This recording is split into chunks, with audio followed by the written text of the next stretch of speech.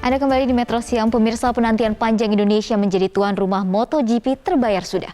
Pekan ini Mandalika akan menjadi saksi sejarah ajang balap motor paling bergengsi di dunia. Nah, apa saja fakta menarik di balik ajang MotoGP Mandalika 2022? Nah, berikut rangkumannya yang sudah kami kumpulkan untuk Anda. Yang pertama, perjalanan MotoGP di Indonesia. Hal pertama menarik yang untuk kita simak adalah tentu sudah berapa lama kita atau Indonesia harus menunggu sampai akhirnya ajang ini kembali hadir di tanah air. Jawabannya kita menunggu selama 26 tahun. Karena berdasarkan sejarah, Indonesia sebenarnya pernah menjadi tuan rumah MotoGP tepatnya di tahun 1996. Kita lihat adalah Indonesia Grand Prix yang diselenggarakan di Sentul, Bogor dengan pemenang kala itu adalah Mick Doohan dengan kelas 500 cc untuk motornya. Kemudian di seri kedua Indonesia Grand Prix itu terjadi atau terselenggara pada tahun 1997, masih sama di Sentul, Bogor dengan juara pertama yaitu Valentino Rossi. Kemudian di tahun 2018 Indonesia sempat masuk rencana sebagai tuan rumah MotoGP namun masih gagal. Di tahun 2019 akhirnya kawasan Mandalika terpilih menjadi tuan rumah MotoGP. Dan di tahun 2022 Pertamina Mandalika International Street Circuit Mandalika di Lombok akan menjadi saksi sejarah untuk penyelenggaraan MotoGP di Indonesia. Pemirsa, Mandalika adalah sirkuit yang paling baru milik Indonesia dan patut dibanggakan. Pembangunannya berlangsung selama 13 bulan dan sirkuit ini tidak kalah dari sirkuit lainnya di dunia. Memiliki nama lengkap Pertamina Mandalika International Street Circuit. Spesifikasi Mandalika ini sangat ciamik. Kita lihat apa saja spesifikasi dari sirkuit ini. Yang pertama kita lihat panjang lintasannya adalah 4,3 km. Memiliki 17 tikungan. Tikungan ke kiri ada 6, kemudian ada tikungan ke kanan sebanyak 11. Lebar lintasannya kurang lebih 15 meter dan memiliki lintasan lurus sepanjang 507 meter. Lalu aspalnya menggunakan aspal paling baru yaitu keluaran tahun 2015 dengan nama Stone Mastic Asphalt. Nah, ini merupakan aspal yang memiliki sangat baik maksudnya untuk digunakan dalam ajang balap, seperti tidak licin saat hujan.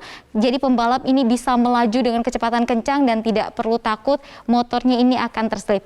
Nah, ajang balap motor GP sendiri ini akan berlangsung selama 3 hari sejak 18 hingga 20 Maret 2022 atau berlangsung pada hari Jumat hingga Minggu mendatang. Nah, untuk jadwalnya sendiri ajang balap ini akan dibagi ke dalam 3 waktu, yaitu ada MotoGP, Moto2 dan juga Moto3. Nah, serta jumlah babak kualifikasinya juga nanti akan dibagi di setiap waktunya. Untuk MotoGP 27 lap akan berlangsung sekitar pukul 14 waktu Indonesia Barat. Kemudian untuk Moto2 25 lap akan berlangsung 12.20 waktu Indonesia Barat, dan untuk Moto3 23 lap akan berlangsung pada pukul 11 waktu Indonesia Barat. Nah, seperti yang sudah kami ungkap di awal, sirkuit Mandalika tidak kalah megah dibandingkan sirkuit lain di dunia. Spesifikasi sirkuit Mandalika ini dapat disandingkan dengan beberapa sirkuit. Seperti berikut ini ada 4 sirkuit yang kami kumpulkan datanya dari sumber MotoGP.com. Adalah nama sirkuit pertama yaitu sirkuit Le Mans di Prancis. Kita lihat memiliki 14 tikungan, panjangnya 4,2, ini beda sekitar 1 kilometeran. Kemudian lebar lintasannya 13 meter, trek lurusnya 674 meter. Kemudian ada sirkuit San Marino di Misano, Italia juga.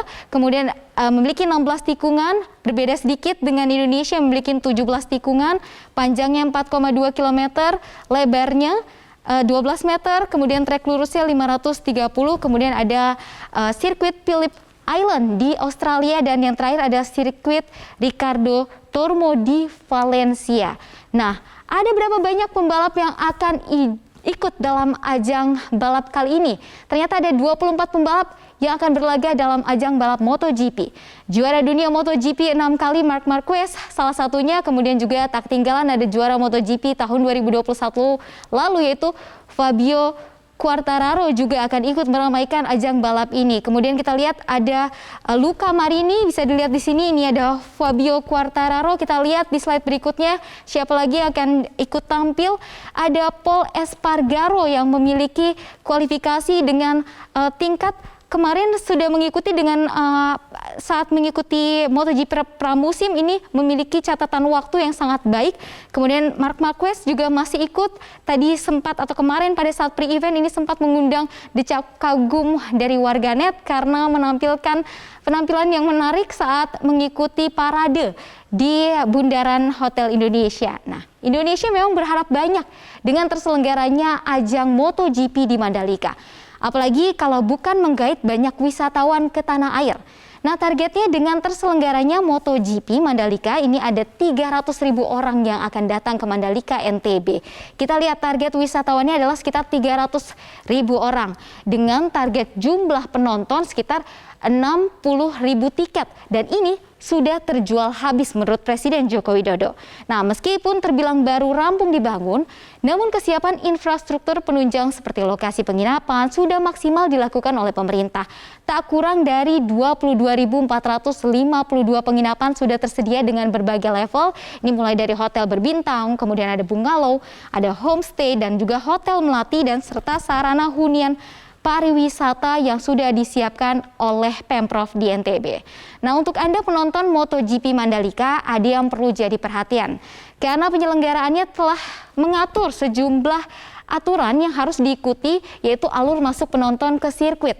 Yang pertama adalah penukaran e-tiket grandstand dan juga general admission ini sudah dibagi atau sudah harus dilakukan sejak tanggal 16 sampai 17 Maret di Bandara Selaparang, Mataram. Kemudian untuk di tanggal 18, jika Anda ingin melakukan penukaran di tanggal 18 sampai 20 Maret, bisa dilakukan di area Bazar Mandalika dan juga di parkir timur area Tanjung An.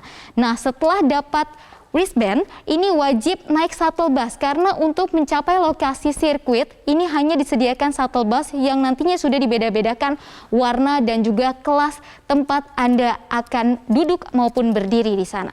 Nah, itu tadi rangkuman fakta terkait MotoGP Mandalika. Kita berharap dengan kembalinya Indonesia sebagai tuan rumah ajang balap bergensi ini akan semakin banyak lagi ajang internasional yang mampir di tanah air dan tentu mendorong atlet kita untuk berprestasi terus serta mengangkat pariwisata dan perekonomian bangsa. Untuk sementara saya kembalikan ke Reza. Terima kasih Livia Ramadanti atas pemaparannya dalam Fact Check.